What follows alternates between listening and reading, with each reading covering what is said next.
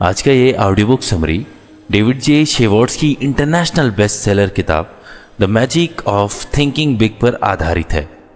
इस audio book summary में हम जानेंगे कि एक सफल इंसान की सोच आखिर कैसे होती है, कैसे हम खुद पर विश्वास करके बड़े से बड़े लक्ष्य को प्राप्त कर सकते हैं।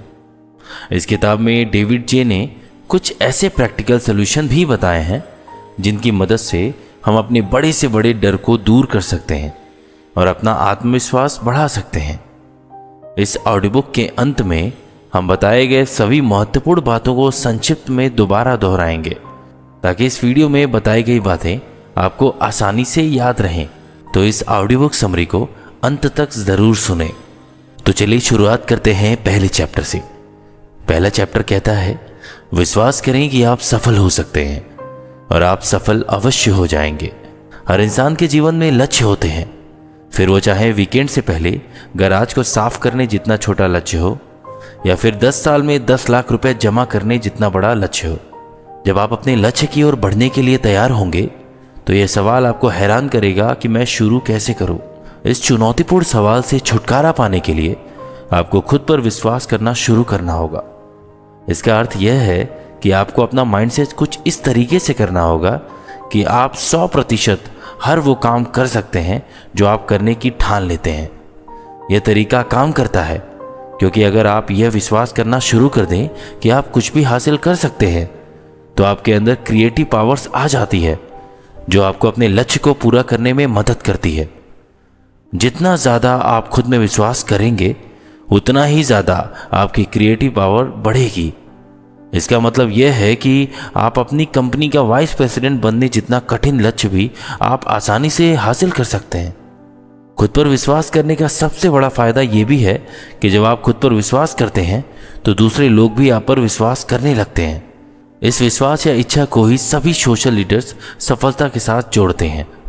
चाहे जीवन में कितनी भी समस्याएं आ जाएं, यही विश्वास लोगों को मोटिवेटेड रखता है। यही एक सबसे अच्छी क्वालिटी है जो किसी भी कैंडिडेट को परफेक्ट बनाती है, क्योंकि इसका मतलब है कि वो कभी हार नहीं मानता। अगर आप अपने विश्वास की शक्ति को बढ़ाना चाहते हैं और एक सकारात्मक जीवन जीना चाहते हैं, धन कमाना चाहते हैं, तो खुद पर विश्वास करना जरूरी है। चैप्टर नंबर 2, अपने बहाने का इलाज कराएं। यह असफलता की बीमारी है। इस बेस्ट स्टेटमेंट पर सभी की अपनी अलग अलग राय है कि दुनिया में 2 तरह के लोग होते हैं, सफल लोग और असफल लोग। एक वे जो अपनी वास्तविक क्षमता को पहचानने में असफल हो गए हैं, और दूसरे वे जिन्होंने अपने करियर या लाइफस्टाइल में खुद को सफल बनाया है। आखिर सफल लोगों के बारे में ऐसा क्या है जो उन्हें असफल होने से रोकता है? यह असफल होने के बावजूद उनकी हार ना मानने की क्षमता है। जहां असफल लोग अपनी असफलताओं के बहाने खोजने में व्यस्त रहते हैं, वही सफल लोग सफलता के नए रास्ते खोजने में व्यस्त रहते हैं। अंततः हर सफल इंसान के सामने भी उसी तरह की चुनौतियां आती हैं जिस तरह एक असफल इंसान के सामने आती हैं, पर उन चुनौतियों का सामना वह जिस तरह करता है वो उसे सफल बना देता है। उदाहरण के लिए इस कहानी पर विचार करें कि सफल लोग कैसे क्रिएटिव बनते हैं। एक युवा कपल एक घर खरीदना चाहता था, लेकिन पता चला कि वे डाउन पेमेंट का खर्च उठाने में असमर्थ थे। ऐसे में कई लोग जब अपना सपना छोड़ देते हैं या बहाना बनाते हैं, इस जोड़े ने क्रिएटिव रूप से सोचने का फैसला किया। पति ने घर के बिल्डर से संपर्क किया और शुरुआती पेमेंट को कवर करने के लिए एक पर्सनल लोन मांगा। $100 मंथली लोन के भुगतान का खर्च उठाने के लिए इस कपल ने हर महीने खर्चे में से $25 कम खर्च करने का फैसला किया, और पति ने अतिरिक्त $75 बनाने के लिए अपने बॉस को वीकेंड पर एक्स्ट्रा घंटे काम करने के लिए मना लिया। क्योंकि उसमें एक सफल इंसान बनने के गुण मौजूद थे, उसने वो घर खरीद लिया। चैप्टर नंबर 3 क्या कहता है, चलिए जानते हैं। विश्वास जगाएं और डर को दूर भगाएं। लोगों को अक्सर यह सलाह दिया जाता है कि डर बस आपके मन में है ताकि वे अनजाने प्रॉब्लम से बाहर आ सके और आगे बढ़ सके। लेकिन सच यह है कि डर का अस्तित्व सच में है, और यह आपका नंबर 1 दुश्मन बन सकता है जो आपको वह काम करने से रोकता है जो आप करना चाहते हैं। जैसे कि एक सामान्य भय है दूसरे लोगों का डर। इस डर के कारण यह सब भूल जाते हैं कि दूसरे भी आपके जैसे इंसान हैं कोई सुपरमैन या सुपर वुमन नहीं है। हर कोई मौलिक रूप से सभी के समान है। फिर भी यह डर अगर ऐसे ही छोड़ दिया जाता है तो आपकी सफलता पर इसका भयानक प्रभाव पड़ सकता है। भले ही आप किसी भी तरह के डर का सामना कर रहे हों, उन सब की एक ही दवा है, वो है कॉन्फिडेंस यानी आत्मविश्वास। यह समझे कि कॉन्फिडेंस एक इम्यून सिस्टम है जो आपको डर से बचा कर रखता है। आपका आत्मविश्वास जितना मजबूत होगा उतना ही आपके ऊपर डर का कम प्रभाव पड़ेगा। कॉन्फिडेंस बढ़ाने का आखिर सबसे अच्छा तरीका क्या है? कॉन्फिडेंस से काम करें। भले ही आप इसे महसूस ना कर रहे हो, पहले तो इसे बनाए रखना मुश्किल होगा, लेकिन समय के साथ यह नेचुरल हो जाएगा। कक्षाओं या प्रेजेंटेशंस के दौरान सामने की रो में बैठना, अन्य लोगों के साथ आंखें मिलाकर बात करना और सामान्य से 25% तेजी से चलना, ये सभी चीज़ें कॉन्फिडेंस को बढ़ाने में मदद करती हैं। चैप्टर नंबर 4, बड़ा कैसे सोचें। हमारा दिमाग शब्दों में नहीं सोचता बल्कि इमेजेस या चित्रों में सोचता है। हम जो भी बोलते हैं हमारा दिमाग उसकी एक इमेज बना लेता है। जैसे कि यदि आप कहें लाल सेब, तो हमारे दिमाग में लाल सेब की एक इमेज बन जाती है। लेकिन यह इतना महत्वपूर्ण क्यों है? वास्तव में इसका मतलब यह है कि हमें अपने शब्दों को बड़े ही ध्यान से चुनना चाहिए। उदाहरण के लिए, यदि आप प्रॉब्लम शब्द को चुनते हो तो आपके दिमाग में समस्या, मुसीबत और कठिनाई जैसे शब्दों की एक इमेज बन जाती है। लेकिन वही अगर आप चैलेंज शब्द को चुनते हो तो आपके दिमाग में मज़ेदार, रोमांचक और सुखद तस्वीरें बनती हैं। शब्दों में बहुत ताकत होती है, इसलिए बड़े साहसी और उत्साहपूर्ण शब्दों का प्रयोग करें जिससे आपके अंदर पॉजिटिव भावनाएं जागे और आप बड़ा सोच सकें। चैप्टर नंबर 5, रचनात्मक तरीके से कैसे सोचें और सपने कैसे देखें। आपने यह वाक्य सुना ही होगा, ज्ञान ही शक्ति है। इसका मतलब यह है कि जितना अधिक हम जानते हैं उतना ही अधिक हम कर सकते हैं। लेकिन यह परिभाषा 2 प्रकार के ज्ञान में अंतर करने में असफल रहती है, फैक्ट मेमोराइजेशन और क्रिएटिव थिंकिंग। फैक्ट मेमोराइजेशन के साथ आप जानकारी को याद करने के लिए अपने दिमाग में जमा कर लेते हैं, परंतु ये जमा फैक्ट्स किसी कूड़े में पड़े पुराने बक्सों की तरह पड़े रह जाते हैं। आप उसका उपयोग तभी करते हैं जब आपको उसके बक्से के अंदर की चीज़ की ज़रूरत पड़ती है। दूसरी ओर क्रिएटिव थिंकिंग नए समाधान खोजने पर केंद्रित रहता है। इसका मतलब किसी भी तरह की समस्या या चुनौती से निपटने के लिए नए और बेहतर तरीकों को तैयार करना होता है। हालांकि तथ्यों को याद करना अपने आप में इम्पॉर्टेंट है, लेकिन क्रिएटिव थिंकिंग हमें किसी भी बाधा या मुश्किल को जल्द से जल्द कुशलता से पार करने की क्षमता प्रदान करती है। सफल लोग हमेशा फैक्ट्स को याद रखने की बजाय अपनी क्रिएटिव थिंकिंग को बेहतर बनाने में ध्यान लगाते हैं। आप इन 3 तरीकों से अपनी क्रिएटिव थिंकिंग को बढ़ा सकते हैं। नए विचारों को एक्सेप्ट करें, नई चीज़ों को आजमाने के लिए ज़्यादा से ज़्यादा समय लें और हर सुबह 10 मिनट का समय इस सवाल पर विचार करने के लिए लगाएं कि मैं आज बेहतर काम कैसे कर सकता हूं। चैप्टर नंबर 6, जैसा सोचेंगे वैसा बनेंगे। आज के समाज में नेगेटिविटी हर जगह है। समाचारों में बताई गई हत्याओं से लेकर एडवर्टाइजमेंट तक, जो हमें मोटा या बदसूरत महसूस कराने की कोशिश करते हैं। लेकिन केवल ये मीडिया ही नेगेटिव नहीं, यहाँ तक कि हमारे सबसे करीबी लोग भी अक्सर कहते हैं तुम ये नहीं कर सकते, इसलिए तुम कोशिश भी मत करना। मिसाल के तौर पर कल्पना कीजिए कि आपके सबसे करीब दोस्त भी आपके अपनी कंपनी का प्रेसिडेंट बनने के सपने को लेकर आपका मजाक उड़ाते हैं। कुछ समय बाद हम इस नेगेटिव सोच के इतने आदी हो जाते हैं कि हमें यह सब नॉर्मल लगने लगता है। हमारे नेगेटिव विचार मानसिक राक्षसों की तरह काम करते हैं। जितना हम इन्हें अपने मन के अंदर जाने देते हैं, ये उतने ही मजबूत होते जाते हैं जब तक कि वे हमारी पॉजिटिव सोच पर पूरी तरह से हावी नहीं हो जाते। परंतु सच ये है कि नेगेटिव सोच हमारे लिए बिल्कुल भी अच्छी नहीं है। असल में यह उन मुख्य चीज़ों में से एक है जो लोगों को सफल बनने से रोकती है। यही कारण है कि यह नहीं किया जा सकता कहने वाले लोग लगभग हमेशा असफल या एवरेज होते हैं। स्पष्ट रूप से अपने सपनों को पूरा करने के लिए इस नेगेटिविटी से छुटकारा पाना बेहद ज़रूरी है। ऐसा करने के लिए हर दिन पॉजिटिव तरीके से सोचना और काम करना शुरू करें। यह आपके दिमाग में नेगेटिविटी को जगह ना देकर उसे दिमाग से निकालने में मदद करेगा।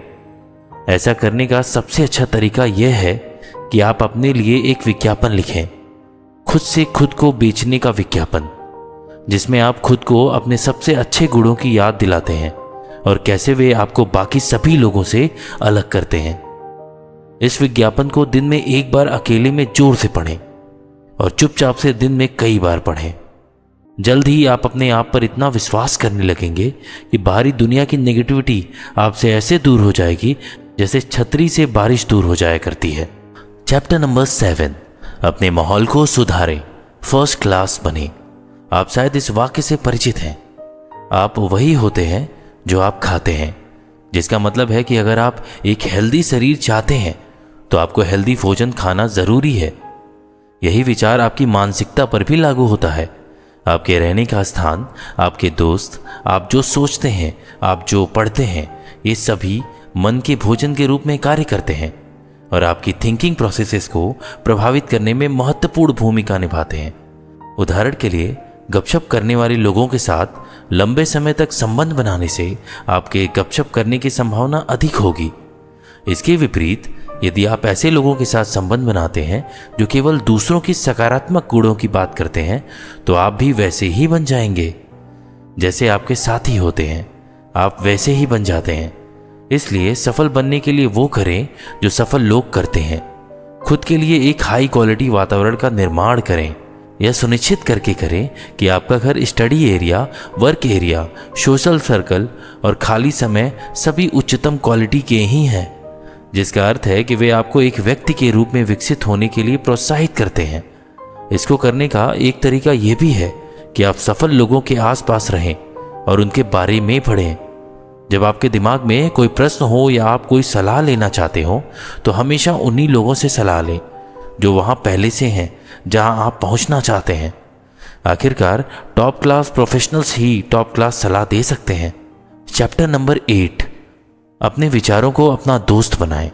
कभी कभी जब आप किसी दोस्त या करीबी व्यक्ति के साथ बात कर रहे होते हैं, तो भले ही वे इसके बारे में बात ना करना चाहें, लेकिन आप बता सकते हैं कि वे कब अनकंफर्टेबल या बुरा महसूस कर रहे हैं।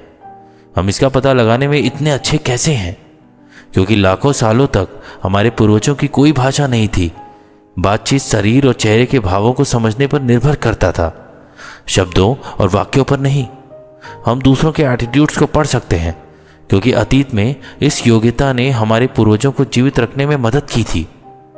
एटीट्यूड मन का दर्पण है। एक नेगेटिव एटीट्यूड वाले व्यक्ति को पॉजिटिव एटीट्यूड वाले व्यक्ति से अलग रिएक्शन मिलेगा। अगर आपको किसी व्यक्ति से मिलने के लिए अच्छे परिणाम चाहिए, तो आपको पॉजिटिविटी से भरे एटीट्यूड को अपनाने की ज़रूरत है। पॉजिटिव एटीट्यूड रखने का एक तरीका यह है कि आपको यह ध्यान में रखना है कि आप जो कर रहे हैं वो नैतिक रूप से सही है। जब लोग ऐसी चीज़ें करते हैं जिनके बारे में खुद को अच्छा फील नहीं होता, जैसे किसी महत्वपूर्ण व्यक्ति से झूठ बोलना या किसी दोस्त का फ़ायदा उठाना, यह आपके अंदर गिल्ट को जन्म देता है और आपके विश्वास को नष्ट कर देता है। दूसरी ओर, अपने डिसीजन से खुश और कंफर्टेबल होना आपके अंदर अधिक आत्मविश्वास का निर्माण करता है और आपके मूड को बेहतर बनाता है। दूसरी तरफ, एक पॉजिटिव एटीट्यूड को अपनाने का एक और तरीका यह है कि आप सर्वश्रेष्ठ दिखें। जब आप अच्छी तरह से कपड़े पहनते हैं, तो यह आपको महत्वपूर्ण महसूस कराता है और दूसरों को भी लगता है कि आप महत्वपूर्ण हैं। इसे हर जगह करने की कोशिश करें, यहाँ तक कि अपने रोजमर्रा के जीवन में भी इसे अपनाएं। चैप्टर नंबर 9, लोगों के बारे में अच्छा सोचें। क्या आपके किसी सहकर्मी ने कभी बिना किसी कारण आपके साथ बुरा बर्ताव किया है?